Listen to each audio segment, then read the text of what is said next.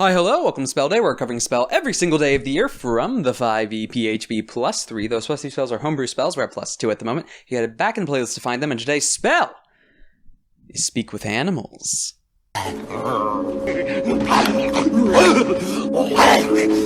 First level divination, Ritual. Cast time for 1 action, range yourself, components roll somatic, duration 10 minutes.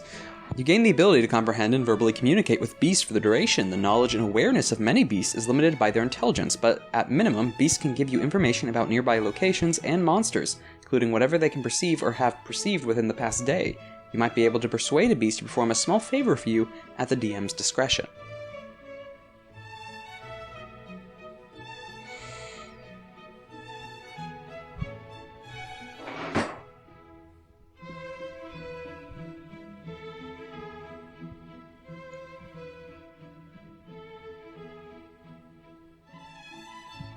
First level ritual. I mean, those are the only 2 words I need to say to describe how that this. I mean, those are the only 2 words I need to say to begin this badness that we're about to go on. Likely not as long as sending, but it's still.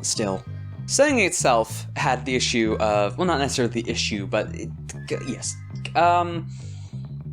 Ease of access. We've brought this up. Same thing with see invisibility.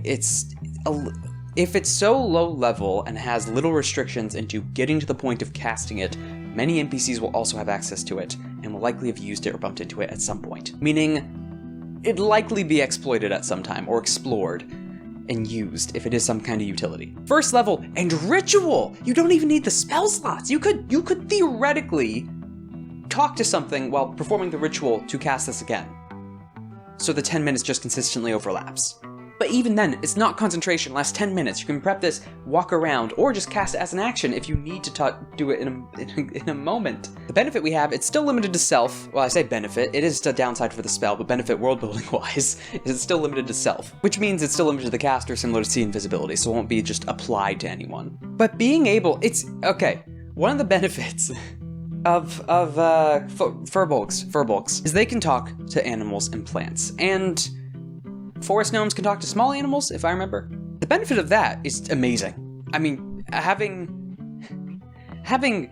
any creature that can be roughly trained to an extent, knowing exactly what you mean,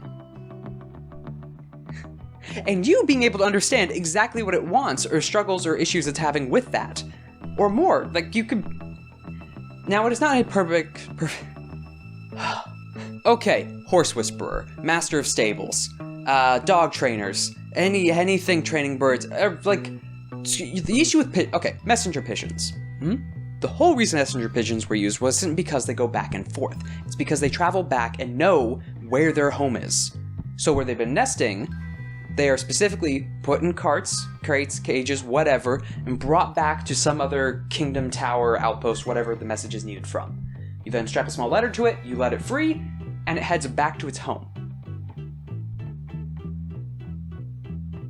Now imagine that pigeon, you can tell exactly, like, hey, come back. Wait for another note to be attached to you and come back. Or there's someone on the other end with Speak with Animals, able to just speak directly to the pigeon and hear directly what needed to be said. We already have the spell Animal Messenger, but you can convince an animal to do this with the ritual. And there's a limit with Animal Messenger.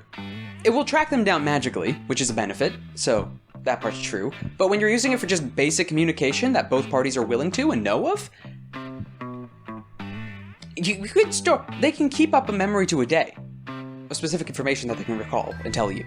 They can still likely remember stuff outside of that, but with directly telling you or recalling with as much detailed information, probably limited that day. That's still enough to put an entire, I don't know, orator speaking about a scroll, or the diktats of a king, or the tax reforms, the local quarries, weekly funds that are needed. Just hours and hours talking to this pigeon before it's sent off. And it could just be a lowly scribe that's like a 1-level spellcaster. It has a few cantrips and this one spell. Congrats. That's the Pigeon Messenger example 1, which is crazy. Crazy. Or even spies. If you're spying in on a kingdom, you can ask the animals, the farm animals, the family's pet cat that you're trying to spy and break in on. Oh, hey, how do you get in and out of the house? Who lets you in? What hours do the maids come in? What have you overheard? What names have been spoken? What kind of people have you seen? Depending on the... Okay, now the detail of information likely varies, because it's so vague in what it can give you here. But if it can be specific, and even if it's not that specific, it's still a step in a bit of information you can get for a ritual spell of first level. And then the training again. Imagine horses trained by a trainer that uses Speak with Animals. Do you know... Think about how well trained and reactive and knowledgeable those horses will be on what a writer is expecting them to do. And what they're capable of and understand.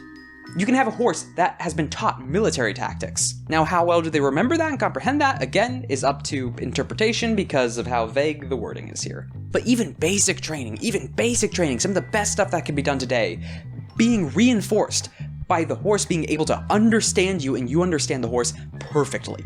But we do actually have one benefit, intelligence scores. That is one thing that derives it. So yeah, like something with 1 intelligence, maybe the pigeon example is not the best, but get a hawk. Some kind of bird of prey that has a bit higher of an intelligence score. And again, the horse scenario, a mastiff that's well trained. There could be specific animals and breeds made to better comprehend messages and instructions based off of this spell. Famous example of an animal being bred for one specific purpose and then going extinct because that doesn't exist anymore, the British wheel dog. I think it's British. I'm not going to elaborate on that too much, that's a fun wiki dive for you. Guards. I mean, you could have hawks that go out. You can't trust any flock of birds. If they nest or roost in certain locations or back at the tower, like there could be an entire wing in a castle dedicated to not specific messenger pigeons, but just like birdhouses, just whatever flocks that come in here seasonally. And then one person walks in and asks them questions about everything they have seen when flying over the kingdom. Anything suspicious, any of these specific markings. Oh my god, the amount of information that could be there. Alright, outside of that world building stuff, player-wise, again, the spying scenario. Okay, well, the stuff player-wise still works. Calming down a beast, animal handling. You can talk to dinosaurs. But in the player hands, how often are you actually going to use this? It might be useful. Again, it's namely for the asking questions scenario. It's a divination spell after all. But yeah, just finding out what we were just talking about, that tower being used, where they just have a local flock of birds or migrational come in and nest there for a while, and then question them or just ask them, hey, what have you seen? What's around here? What monsters have been bugging you or in the area? Imagine being able to ask a specific bloodhound, okay, where exactly is it? And not just trying to loosely follow, where is it, boy, tracing it down. Whew. 8 out of 10. Because it varies based on the beast, and in a player's hands, you're not going to use it too often, but even in player hands, it's still useful on the rare occasion. World building wise, though, that's definitely bumping that up quite a bit. It's namely as well because it's just dirt cheap. It's almost a cantrip. For what? For being a ritual, not concentration, and first level, this is almost a cantrip. It's a cantrip with a timer of 10 minutes. 8 out of 10.